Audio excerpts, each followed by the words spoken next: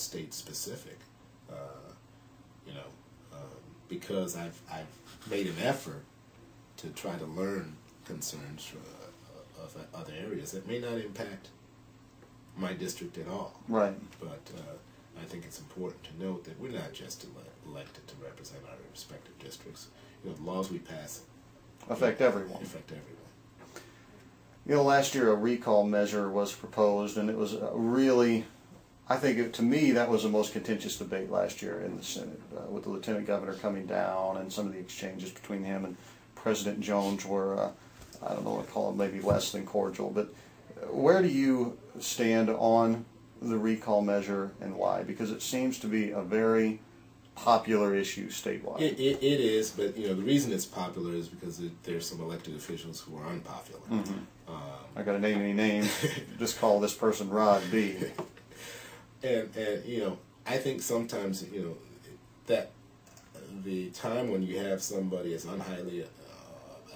as unpopular as the governor currently is the worst time to consider something as permanent as recall. Mm-hmm. I believe, I often argue and debate that, you know, for this one bill, let's make sure we don't let the politics of self-preservation dictate how we push our buttons, and let's let our conscience and what we know, the information that we're given, dictate that we do the right thing. Everybody, you know, not everybody, but you know, most of these legislators down here and many of the executive officers as well are afraid of the shadow of their next election. Mm-hmm. And that's why there's a benefit for, you know, at least in the Senate, that they're 4-year terms, because, you know, early in your term, you every once in a while you can take some bold action that may take a while to have its impact. Right. But you can take that bold action, and it will benefit the people of the state. I strongly oppose recall, because if you throw recall in the mix, that shadow of the next election is every day 6 months away, right? Mm-hmm. You know, and you can have folks who unsuccessfully ran a close election against you. Mm-hmm. If they've got the resources. Yeah, rally the troops for a recall. What makes a without special cause. Election. Without cause. Right, right. You know, I want to give it another try. Right, right, if they've got the money. And I don't think that makes sense, and it ends up costing taxpayers a lot of money. You know, when you hear of recalls in other states, you hear of the successful ones, but you don't hear of all the unsuccessful ones that cost the taxpayers a lot of money. Yeah. You know, other interesting thing is, you know, as the recall provision as it was being proposed, you as a resident of Southern Illinois could come up to my district and start a recall petition against you. Right. I don't think that. No, so perhaps recall with more stipulations. Would that be an option if we? I mean, would there be enough reins to put on it to make it worthwhile? I don't believe so. Okay. You know, and this is my personal opinion. Sure. I oppose recall. I oppose term limits. Why do I oppose term limits? Because, you know, I've spoken to legislators in states that have term limits, mm-hmm. and you know, by the time that they're learning what's going on and how things work, it's time to go. Time for them to go. Right. Part of the rationale behind term limits is the belief that you know, legislators become puppets of special interests. Of the lobbyists that represent those special interests. Right. Well, what happens in the states that have term limits is legislators become dependent on those lobbyists, because those lobbyists are the only ones with institutional knowledge. Mm-hmm. Nobody's been around for more than 4 years, or right. Whatever the term limit is. It's a real double-bladed axe thing. It is. Yeah. It is. I won't take up much more of your time. I know it's the first day of the fall veto session, and we'll get to that. You know, with this being the first day of the fall veto session, what are the top priorities in your mind that need to get addressed here in the next 3 or 4 days, or however long this session lasts? Well, I mean, we've got to at least have some discussion. You know, we had to start back at step one with regards to a capital bill. I think a capital bill is the most important thing that Sure. We should have on our agenda. President-elect Obama has indicated that it's his desire, as part of a stimulus package, to invest in infrastructure. Mm-hmm. And we as a state need to be prepared.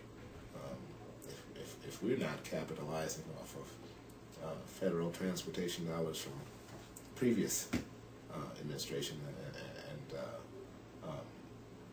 Congresses, how are we going to be geared up if President Obama has a significant federal investment in infrastructure? It'd be shameful for us to miss out on that. State can't capitalize off of Definitely. that. It's about creating jobs, building and restoring much of the infrastructure throughout the state, and it just makes sense. And it'd be ridiculous if we can't move the ball along on that. The other thing is, we've got to be, I'm hearing $800 million shortfall On the budget right now, yeah. Yeah. So we've got the two choices there, right? We've got to either find things to cut away, or we've got to find a revenue stream.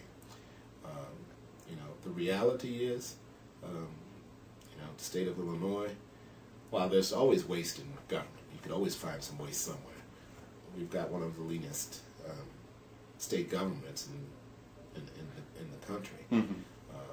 It's time for us to start talking about some sort of a revenue stream. I don't know exactly what it is, but we need to come to the realization that Well, you got to find more funds if you're going to fund any more projects. Right. I mean, that's you can't have the outgo without the income. That's right. Last question: the election of Barack Obama, as an African American, how did you feel on election night? And the second part of that, are you concerned at all about if he will be judged more harshly for his failures, or are there any worries within you? I mean, because there's such a high bar for him to clear now that he's made it to that level. Yeah, as an African American, obviously there are a lot of shortcomings within the African American community. That whether it's education, lack of jobs, and things of that nature.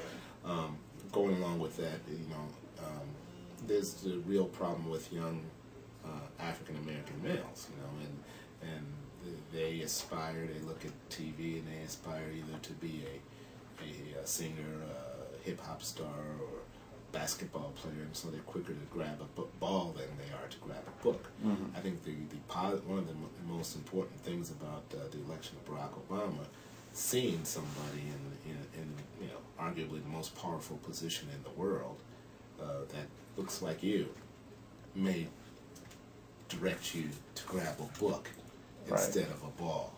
One of the refreshing things that Barack Obama articulated that quite frankly Democrats have failed to articulate in the past is a message of personal responsibility. Turn off the TV, turn off the computer, make sure that they're doing their reading. Mm-hmm.